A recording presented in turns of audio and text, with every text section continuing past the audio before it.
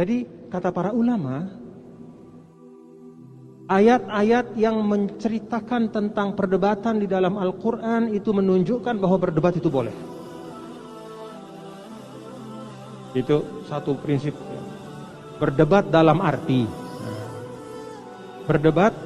arti menyampaikan hujah masing-masing. Bahasa Arab hajjah, berhujah. Apa itu hujah? Hujah itu suatu dalil yang kuat. Maka berdebat dalam arti bertukar pikiran, berargumentasi itu boleh. Ini asas dari ilmu juga. Ya. Jadi yang namanya perdebatan itu boleh dengan syarat. Nah, pertama syaratnya itu adalah ihqaqul haq atau al-wusul ilal haq, mencapai kebenaran. Bukan al-ghalabah alal adu, bukan mau mengalahkan orang. Apalagi kemudian ada niat untuk merendahkan, meremehkan atau menghina orang, memojokkan orang, itu nggak boleh. Jadi dari niat itu sudah diatur bahwa niat kalau Anda berdebat silahkan, tapi pertama niatnya adalah ihqaqul haq, mencari kebenaran. Entah nanti ujungnya kebenaran ada pada Anda, ya syukur. Entah ternyata kebenaran ada pada lawan debat Anda, syukur juga. Karena kan kebenaran itulah yang kita cari. Kebenaran itulah yang berharga, bukan omongan kita. Jadi niatnya mencari kebenaran. Kalau kita niatnya mencari kebenaran, Allah mudahkan sampai kepada kebenaran itu. Makanya banyak orang-orang pintar ya di Eropa, Amerika, dia masuk Islam setelah dia berdebat. Karena ketika dia berdebat dengan seorang, katakanlah seorang muslim yang terpelajar, niatnya memang cari kebenaran. Mereka memang ingin tahu kebenaran itu. Dia cari di mana-mana, baca kitab ini segala macam, tapi masih belum mendapat. Maka ketika dia tetap menjaga niatnya untuk mencari kebenaran, Allah sampaikan dia kepada hidayah Islam.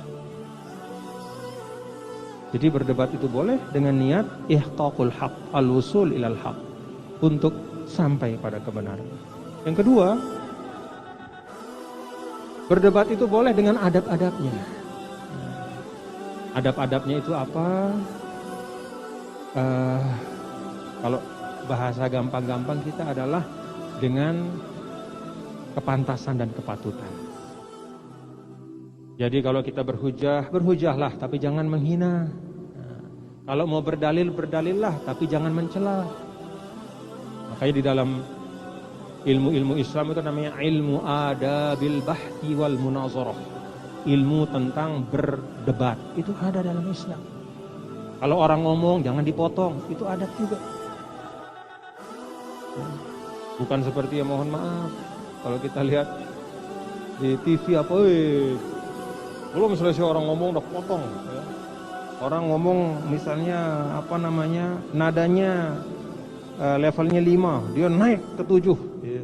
Jadi main gagah-gagahan, bukan itu. Sulit kebenaran itu akan muncul. Bahkan ketika pun kebenaran itu ada, ya, kebenaran itu ada di antara salah satu, tapi ketika mereka sudah mau saling menjatuhkan lawan, kebenaran itu pergi. Dia pergi, hilang dia, yang tersisa hanya permusuhan. Nah, ini yang diajarkan oleh Al-Quran, ya. Jadi kalau kita mau berdebat silahkan, tapi siapkan diri dengan ilmu. Niat kita niat cari kebenaran, ya. Mana yang benar, kebenaran itu kita cari, ya. Siapapun yang punya kita syukuri, ya. Lalu kita jaga adab-adabnya. Kemudian yang terakhir, yang ketiga, kata para ulama, berdebat itu boleh di dalam hal yang bermanfaat.